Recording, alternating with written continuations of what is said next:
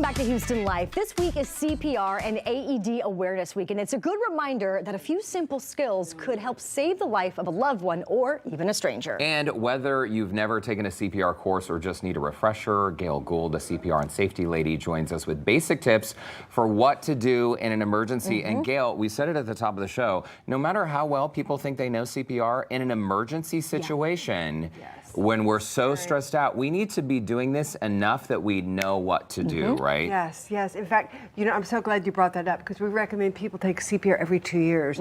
Doctors, nurses, first responders are required to take CPR every 2 years because otherwise you forget it. And same with lifeguards. I do remember that every 2 years, but I think it's the best option possible to just keep renewing everything that you've learned and to figure out the new equipment or if there's any changes. And like you guys were talking about a while ago, there's new guidelines. In fact, some new guidelines came out in October of 2025.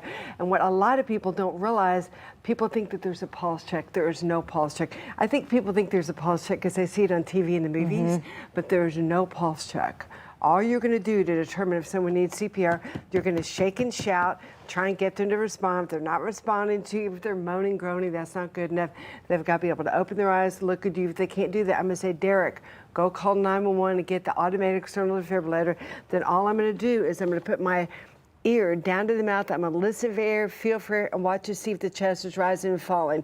If they're not breathing normally or they're not breathing at all, they're in cardiac arrest and they need CPR. So they've really simplified it. Yeah. But Gail, we're talking about the stats that just are so crazy every year with the amount of people that have a fatality from cardiac arrest, right? Yes. In fact, I'm so glad you brought that up, Lauren. 350,000 people this year in the United States will go into sudden cardiac arrest. Wow. Majority of them will not survive.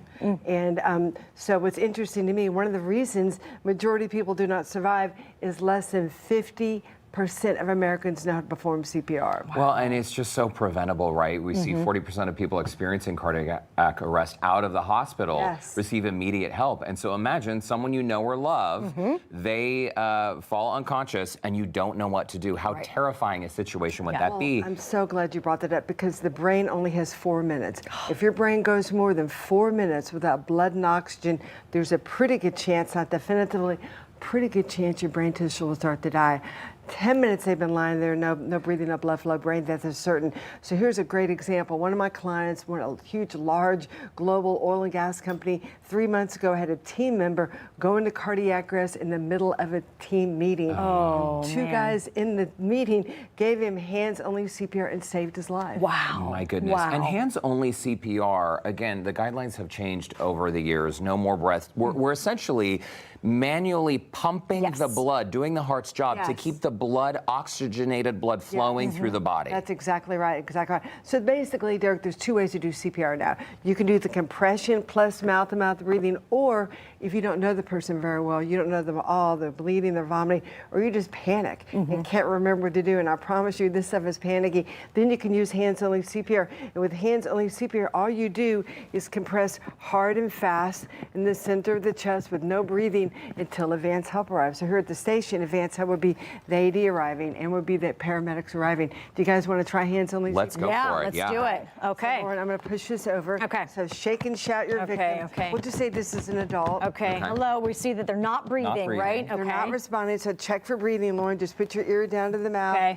and check for breathing. They're not breathing. Not breathing. Send someone to call 911 to get the AED. Okay. Derek, somebody go get the AED. Go call 911. And put the heel of your bottom hand in the center of the chest, and all you're going to do is push hard and fast, at least 2 inches, a little faster. And at least 2 inches. I mean, I know we're on dummies right here, Gail, but on a human, we would be feeling cartilage separating from bone. Yes. And again, that's so glad you brought that up because people hear something pop or crack and they stop. And they go, oh no, I'm hurting the victim. So I always let people know, you may hear something pop or crack and don't let that deter you. Keep going. Keep going. 2 inches deep. At least 2 inches. Let's talk about pacing. Of the way down to the ground. How fast should we be going here? 100 to 120 chest compressions per minute. A minute. So, like the song "Staying Alive." Yeah. So,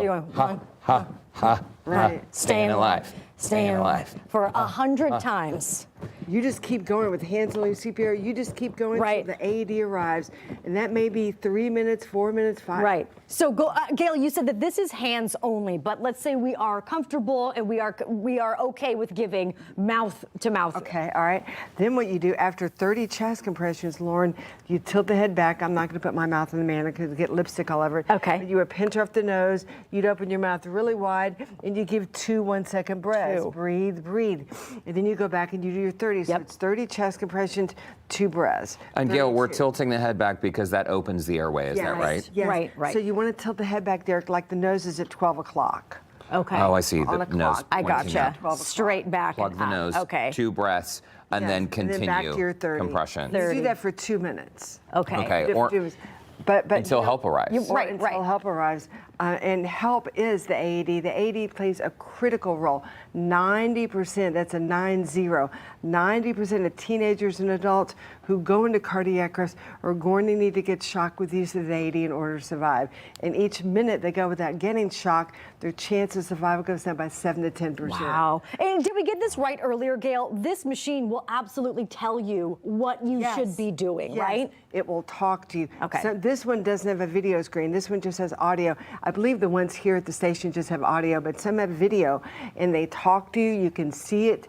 And we train 10-year-olds to use these. That's how easy it is. Yeah. But if you've never seen one before, you know you got to cut the shirt, cut the bra, Right. shave the man's chest, dry them off if they're wet, but they're very, very easy to use, and they talk you through it. Gail, we're going to get step by step into Yeah. how to use this. Before we take a quick break, though, let's talk briefly about stats. Women are less likely to receive chest compressions, Yes. and also 70% of cardiac arrest events happen in the home. Yes, the people you're most likely to be giving it to are family, friends, Yeah. and loved ones.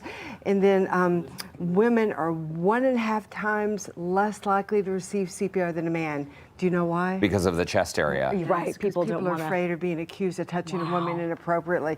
And not only that, women are 1.5 times less likely to survive a sudden cardiac arrest. So American Heart Association's on this big marketing campaign now to make certain that women have equal opportunity to receive CPR. It even made that theme even made it on the TV show The Pit. Oh, yeah, that's right. That's right. Gail, don't go anywhere, okay? This is fantastic information. We're going to have more with CPR and safety lady Gail Gould right here, plus info about a free CPR webinar coming up next when Houston Life returns. Very It's important. so the important. webinar. Yeah. Welcome back to Houston Life. It is CPR and AED Awareness Week, and we're back with the CPR and safety lady, Gail Gould. And Gail, hands-only CPR can make a huge difference, a life-saving difference until a medical professional arrives. You were telling us during commercial break, one of the biggest mistakes people make while administering hands-only CPR is they don't go deep enough. Yes, because people are afraid they're going to hurt the victim. And we tell people, do not worry about hurting the victim. They hear something pop, or they hear something crack, and you're right, it's not always bones, it's cartilage. And they go, oh no, I'm hurting the victim, and they stop. So do not worry about hurting the victim. The most harmful thing you could do, Derek, is do nothing Is at do all. nothing. And again, 2 inches deep if you're Yep. just joining us, At least 2 and inches very deep. fast. For 2 minutes, you're doing 30 compressions to 2 2 breaths. Two If You're going breaths. to do mouth to mouth. It's Right. 30 to 2. Okay. But if you're doing Okay. hands only, you just keep going. You don't Yeah. stop. Okay. And try to keep those elbows straight. Yeah. Yes. Right. What if a right. child is unresponsive, Gail? Well, a baby under the age of 1 is considered to be an infant in the CPR world. And the main cause of unintentional death of babies under the age of 1, Derek, is obstructed airway, meaning they choked on something. So all parents need to know how to do this. And again, there's other countries in the world that require parents to take a CPR class before a baby comes home from the hospital. Yeah. Not here I wish that was a requirement here, but it's not. I'm not in charge. It's no longer a requirement. Aunts, uncles, grandparents, Yeah. any Anybody caretaker who's should right, know. of course. Yes, of course. So with the baby, what you do is you tap their foot. Hey, baby, can respond. They're not responding. Okay. I'm gonna go, Lauren, go call 911, get the AED, because you do put AEDs in infants, children, and adults, and Okay. pregnant women. Same thing. I'm gonna check her breathing. I'm gonna look to see if her chest is going up and down. I'm gonna listen I'm gonna feel for her. If she's not breathing normally, she's not breathing at all.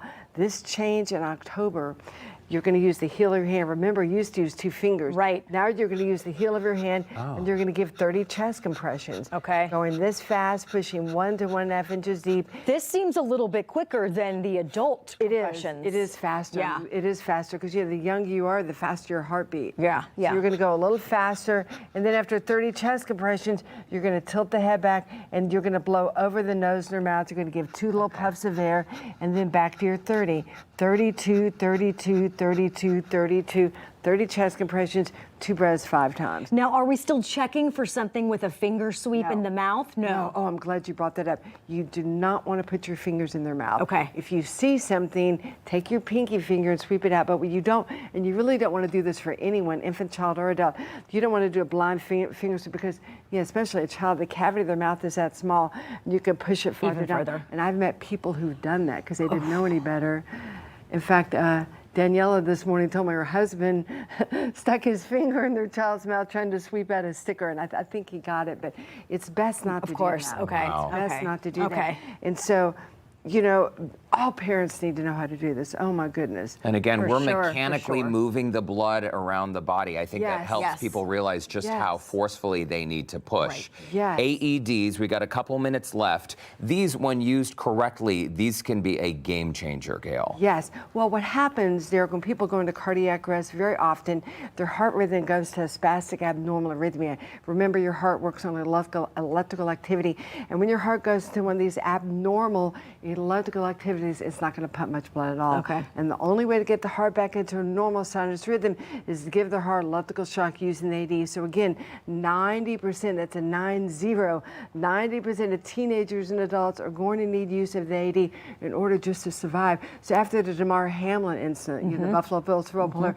I got so many phone calls and emails. People are like, oh, I didn't realize what an important role the AED plays. Yeah. It plays a critical role to the survival. That's why you see AEDs everywhere. Yeah, and you mentioned infants, child, adult, pregnant women. This is all okay for them to use. Can I turn it on? Yes. Go for it. Yes. All right, so it's going to talk to me. Okay. Apply pads to patient's So bare Derek, chest. cut Oh, all wow. the clothes off from the navel Plug up. in Okay. pads From the navel up, connector just cut next to the flashing shirt, light. cut the bra. Then you're going Okay. to peel these pads off, and it's got arrows. You see, it's got a red arrow. So Yep. you Oh, so put you that see red arrow exactly right where with to the where to corner. place it. So pull Plug that in one off, connector. Lauren. Okay. That goes underneath the other armpit. Okay. Then you see the flashing light here. Let's see. There we go. There, like right right there, there? perfect. Right there? Okay. Okay. So I'm going to plug it in. Okay. Some are already plugged in. I believe yours here at the station is already plugged in. Okay. This one's not. Analyzing heart rhythm. Do not. Do not touch the patient. So we should have been giving her CPR this whole time, and it tells you when it's safe to touch the patient, when it's not safe. That's an Shock important advised. point. So CPR Charging. continues. Yes, Right. until it tells you to Stay stop. clear of Right. patient. All right, so Lauren, what makes a loud noise, Okay. you'll Deliver say, shock I'm clear, now. you're clear, we're Press all the clear, orange and push the button shock now. button. Okay. Shock Perfect. delivered. And the Okay. body will kind of jolt up, just Pause. like you see on TV. Right. Whoa. Right. If needed, begin CPR. But And I you know, mean- that was fast. Yeah. It would feel like an eternity Of in an course. emergency, but at Yes. least this gives someone Yeah. And a you know what, fighting if chance. people want to know how to do this, I have a free webinar Mm-hmm. tomorrow, Wednesday, 12 to 1, in honor of CPR AED Awareness Week. It's free. It's going to be an hour long. You'll learn how to do hands-only CPR. You'll learn how to use an AED. And the link is on my website, CPRandsafetylady.com. And then my Instagram is the CPR and Safety Lady. The link is there too. But I hope people will join us. It's so much fun. I love doing these live webinars. The You're so CPR good and at it. Safety Lady, Gail Gould, thank you so much for Yeah. stopping by. Yeah. Thank you Yeah. guys so much. Yeah. Such important tips and great reminders. Again, Gail is offering a free CPR webinar tomorrow. You can also find the registration link by clicking on the Scene on Houston Life section of our website, houstonlife.tv. I also like your lifeguard shirt. That's Oh, perfect for thank today. you. All right.